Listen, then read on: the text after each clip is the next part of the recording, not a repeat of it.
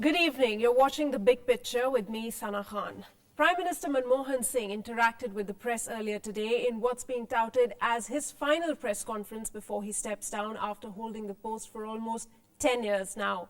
This was his third press conference in 9 years, and in it, Prime Minister Dr. Manmohan Singh talked about a range of issues like economic growth, rising inflation, and the upcoming elections.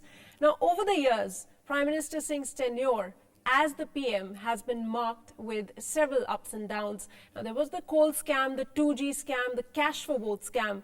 But then, June 2005 saw the Right to Information Act being passed, Manrega being passed, then more recently the Food Security Bill. The growth rate fell from 9.5% in 2005-2006 to a meager 5% in 2012 and 13. The same government also gave India 3 consecutive years of 9% or more growth rate. Indo-Pak relations hit an all-time low with the Mumbai terror attack, but then a historic deal was signed, the Indo-US nuclear deal.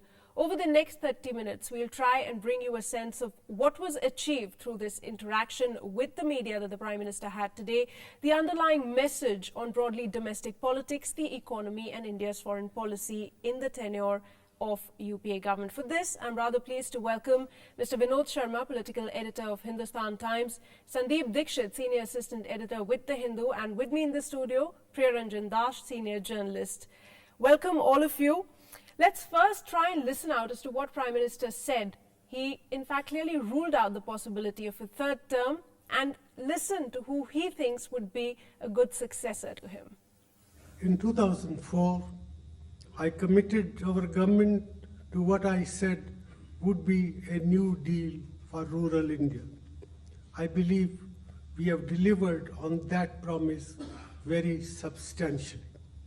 We followed farmer-friendly policies, including raising support prices for farm produce, expanding credits to farmers, and through increased investment in horticulture, in rural development and rural infrastructure, especially roads and electricity.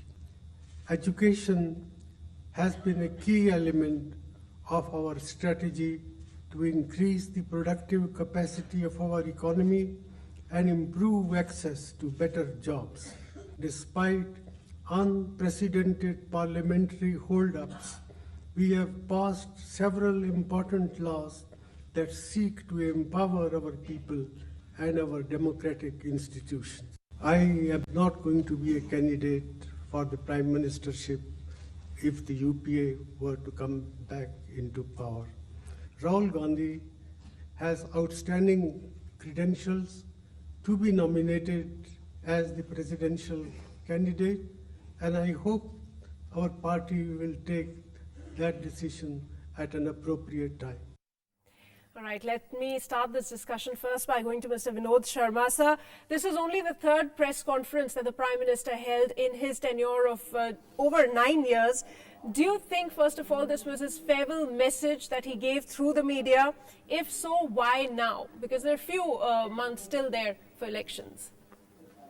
Well, I think that the biggest takeaway from this press conference, which in parts was enlightening and in parts was, I thought, not all that educative, was that he is not a candidate for the Prime Ministership after the 2014 elections, and that he hoped to pass on the baton to the new Prime Minister after the elections with the hope that the new Prime Minister would be from the UPA. Right. Now, this in a way sets the stage for the announcement, if at all, of Rahul Gandhi's candidature for the Prime Ministership by the Congress Party, but that's a decision squarely in the domain of the Congress Party, and the Prime Minister did not comment on it, besides saying that Rahul Gandhi had the attributes and the capacity to be a good Prime Minister. I think that though it was the third press conference at home, the Prime Minister in Delhi actually, right. The Prime Minister has been frequently interacting with the press on his return from foreign visits. So in that sense, it's a press conference which may, the number of press conferences he addressed would be much larger. Right. Sandeep, Dikshit, would you agree the basic point, the main takeaway was the fact that it's now, on the UPA to come out with its prime ministerial candidate, and it has been said in, as many words that it is going to be Rahul Gandhi, but a formal announcement that pressure is now more than ever. Yes, how can I not agree with Mr. Vinod Sharma? And of course, the biggest takeaway is that an incumbent Prime Minister is recusing himself. He's saying that he won't be a candidate in the next elections. But as regards passing on the baton to Mr. Rahul Gandhi is concerned, well, politics is a very fickle animal, Sana. There's still 5-6 months to go. The perception of Congress in the cow belt is currently at an all-time low, but you never know how this changes or how the perception of Aam Aadmi Party changes in the coming days. And then it'll all depend on the kind of alliances that are sewn up and, as I said, the kind of political situation that prevails at that time. So politics forecasting politics is very difficult, and in this case he's provided ample indications that the baton is likely to be passed on to Mr. Rahul Gandhi. But as Mr. Vinod Sharma, who knows the processes of the Congress party much better, has said that it is entirely in the domain of the think tank of the Congress party. Right. Let me take a reaction from Mr. Dash as well in this studio now. There is a lot of speculation and we are talking about elections, but there are still a few months to go and no one knows perhaps what could happen. A lot might really change on the ground for the Congress party as such. Well, you have 3.5 months for the elections process to, actually the election process will begin sometime in February. So, so there is not much time. But as it is said, a week is a long time in politics, so anything can theoretically happen. But practically looking at it, there is nothing dramatic that you could expect. Right.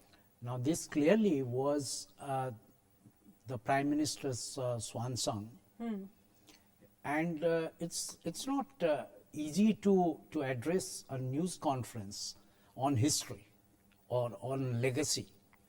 And it is that much more difficult to discuss such a press conference. But I think the whole idea was to pave the way for Congress and UPA to actually nominate a prime ministerial candidate. That was indeed the very idea, but also before we head into a break, Mr. Vinod Sharma, I'd like to take in your comments. The overall, when you heard Dr. Manmohan Singh, he said that I believe that I've served the government with utmost sincerity and I've been honest, and he said, I do not believe that I've been a weak prime minister. Do you think he was more so trying to, in a way, distance himself at the end of his tenure and trying to prove a point? Did you see an underlying message over there? Well, I think the Prime Minister repeated this sentence many times, that he has served the country to the best of his ability and with the best of integrity, right, and the transparency that he could afford. And I think that, he indeed, when he was talking about the various scams that hit his regime, he made a comment which, at least to me personally, wasn't convincing. He said that that his government got a renewed mandate in 2009, and most of these scams pertain to the first term of the UPA, which most of us believe was a better performance was logged in that term than in the second term. But the reality was that the contours of these scams got to be known to the people post 2009, and that is where the decline of the UPA in popular perception began.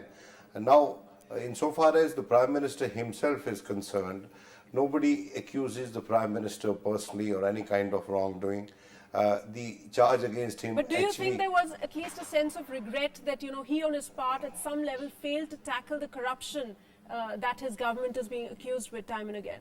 Well, he said that that he also listed his failures, and actually that is very interesting for an outgoing Prime Minister to, and honest also on his part, to list his failures. And he said that his government failed to check corruption, that his government failed to check inflation, and that his government was not able to create more jobs in the manufacturing sector. Right. Now, coming from a prime minister who held the position in his capacity as an exceptional economist, I thought it was a major cleaning of making, it was a major confession that he made, and that also showed that he was being honest. But Right. his arguments on graft and his inability to check graft and the fact that he got a renewed mandate in 2009 did not cut much ice, at least with me. All right. On that note, we're going to take a short break, but we will discuss more on what the Prime Minister said, how he tackled questions on the economy in our next segment. Stay with us.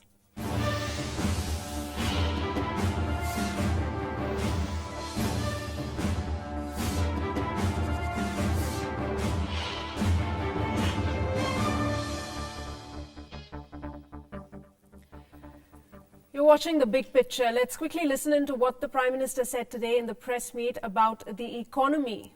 Let's take a listen. We have also not been as successful in controlling inflation as we would have wished. This is primarily because food inflation has increased. However, we should remember that those who produce food gain from higher prices. Also, our inclusive policies have put more money in the hands of the weaker sections. Mr. Priyaranjan dashed in 2006 at the press meet when the Prime Minister was asked about the energy infrastructure and the fiscal condition of the country. He said Rome wasn't built in a day. And we've seen growth rates declining from as high as 9% to what we're seeing right now. So, Was that 2006? 2006 That was, press meet. I know that was a answer to my question. Okay. When he replied like that, saying Rome wasn't built in a day. Yes, means if you look at the 10 years, UPA won all the achievements of this government, which the Prime Minister spoke about. He averaged it out.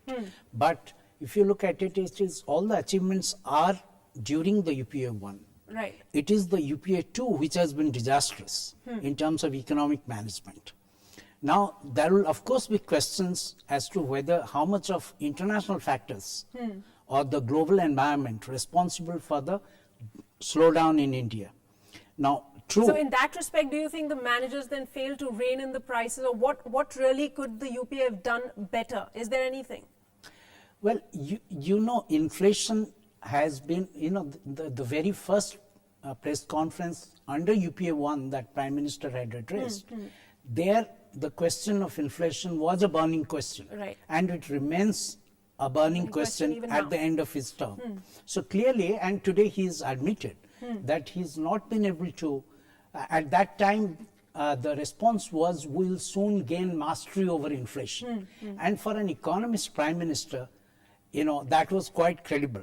Right. But over the years, the credibility of the government to be able to control inflation has definitely suffered. Sandeep, Dikshit, the price rise is one issue that has resulted in the debacle that we saw in the recently concluded assembly elections as well. And the Prime Minister did admit that these are the main issues. Even the opposition is using the issue of price rise and the economy as a main plank to attack this present government. Hasn't worked really for the UPA second, has it? Actually, there are some other reasons too, and it would be educated to take a look at them. For instance, economic growth and investment is also functional on the sentiment, and the sentiment wasn't helped at all by the media, which had been very aggressive. And also there were a few stalled projects. For instance, I can point out the POSCO project. It's South Korean by name, but 51% of its equity is held by Western companies. Right. United States, Netherlands, Switzerland, Italy, Great Britain, you name it, they hold it. So because of this, there was, and these are the countries that hold the tools of perception in their hand. So a certain perception was created about India's decision making. And of course, there were some true cases also, but there were not so many cases. For instance, in the 2G scam, there were 3 overseas companies involved, only just 3, and it was made out as if the entire telecom industry in the world had got shaken by it. Right. Similarly, if you take this other scams also, you will So find the that sentiment you're saying was such, but Vinod Sharma, it hasn't really worked out for the UPA. Second, when I say that, I mean that, schemes were launched. The crucial vote on FDI was won in multi-brand retail. There was the direct benefit transfer rollout. But all these things will take time to yield results, which probably, will take a few more years. And the benefits wouldn't really be visible until then. Perhaps the timing wasn't right. It didn't really work out. Would you agree? Yeah, maybe they were a bit delayed, these decisions, but the fact remains that the rights-based policy regime which the Manmohan Singh government has put in place will not be rolled back by any succeeding government, and that will be the legacy of the Manmohan Singh government, and they will have the right talking points even if they are not in power while sitting in the opposition, that these regimes were bequeathed to the country in the interest of the poor people, the dispossessed, and those who were awaiting opportunities by the UPA government. The problem that Mr. Manmohan Singh faced, that there were many reasons for high inflation, especially the international oil prices and unbridled consumption at the India end. There was this problem of the economy in the United States. Factors beyond our control. Yeah, factors beyond our control. So, but where they really got really routed in the elections was that the opposition could successfully link corruption with high inflation and price rise and lack of job opportunities and investment in this country. And that is where the Congress party did not have the right talking point, did not have the right reports and defense for whatever was happening. So a lot also has to be shared in terms of the fall in popular perception by the Congress party and its managers, besides the government, of course. All right, so perception, and time is really less for the UPA to change that perception, but as we all agree that anything can happen in politics, on that note, we're taking a very short break. We'll be talking about the foreign policy and how it fared during UPA's tenure. Stay with us.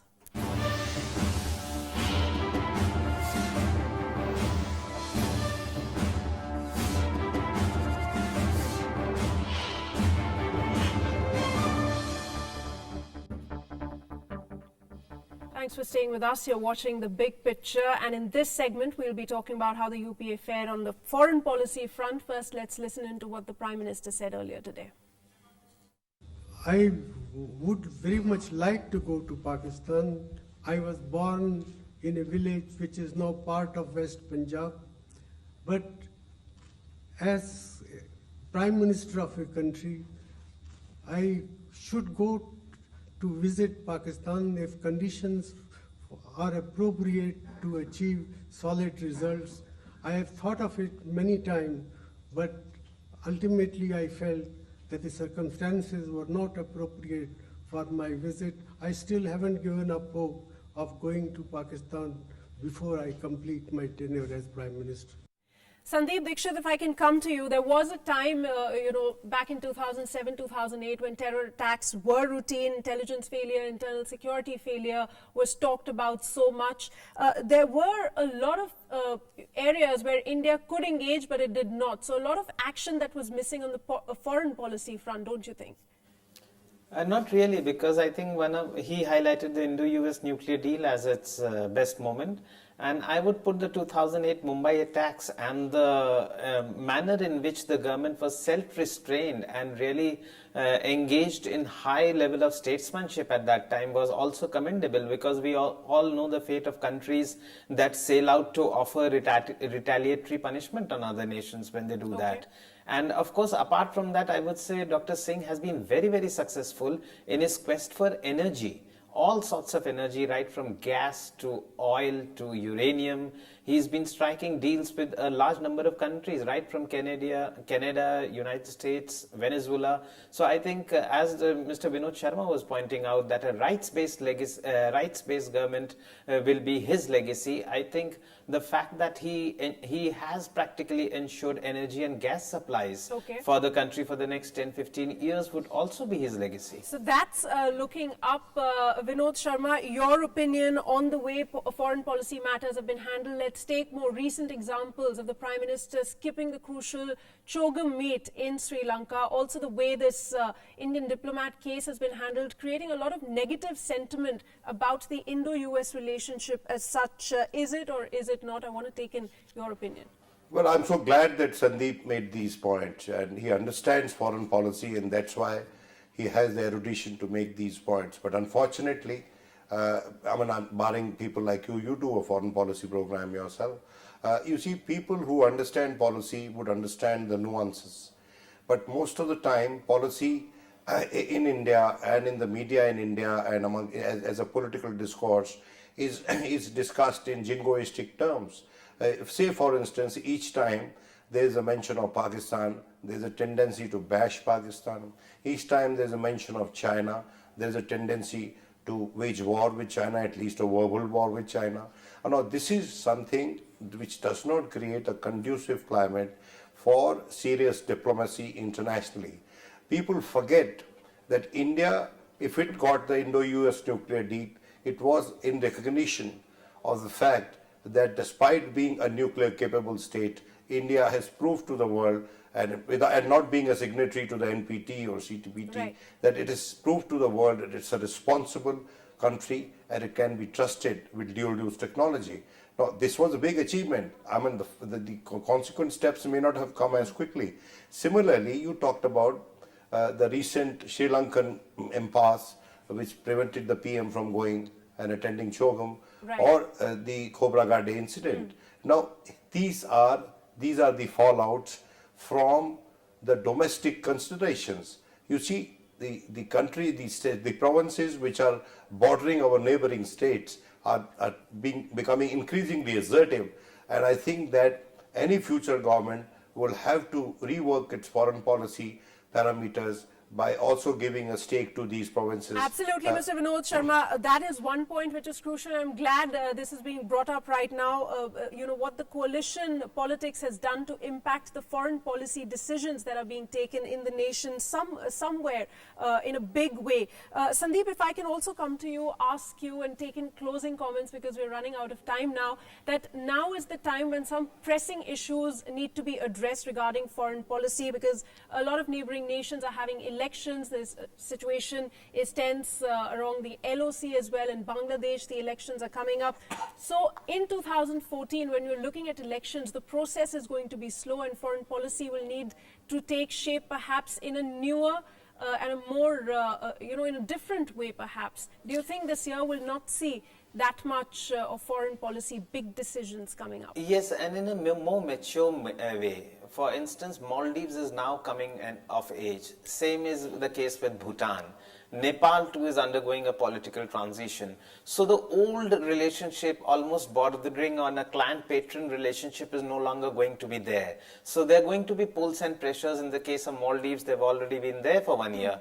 And in case of Bangladesh, we might see a bit of difficult times ahead. So it's got to be a more mature relationship predicated on the fact that Sri Lanka is not India's Cuba, that Bangladesh is not India's Taiwan. They're all neighbors who are much more inclined towards India. And so one has to understand that they also have issues of sovereignty and to deal with them in a more mature manner. So our challenges will be in the neighborhood and in the near neighborhood. Right. Yeah, one last point can I make? Please, you go see, ahead. the governments in provinces which are so much possessive of the federal of the federal nature of our polity and their powers under that federal umbrella, have show little respect for the sovereignty of other countries, especially those adjoining their provinces. And I think some degree of public diplomacy, some degree of education in foreign policy terms is required to be spread amongst the provinces as well. Right. So my last question now to Mr. Das here in the studio. Ample scope for India to play a larger role in the region in East and West Asia. 2004 looks like a year to do that, or perhaps not? Well, I think one area of success has been recently in terms of India's foreign policy and international relations is with regard to the global institutions to take up the challenges, global challenges. There, India has been able to I would say, punch above its weight. Okay. So in that area, the Prime Minister himself has been very widely hailed as somebody leading, at least providing intellectual leadership of some of the global issues and global challenges that nations coming together are trying to So that's address. one positive side that we see on the foreign policy front. But 2014, let's see if India can make those bolder and more realistic decisions that it has to make. So far, so good. We've talked about the Prime Minister's interaction with the media today, covered several of the points. I thank all my guests, Mr. Vinod Sharma, Sandeep, Dikshit, and Mr. Priyaranjan Das for joining me on the show and sharing your thoughts. Thank you all very much. That's me, Sana Khan, signing off on this edition of The Big Picture. Goodbye.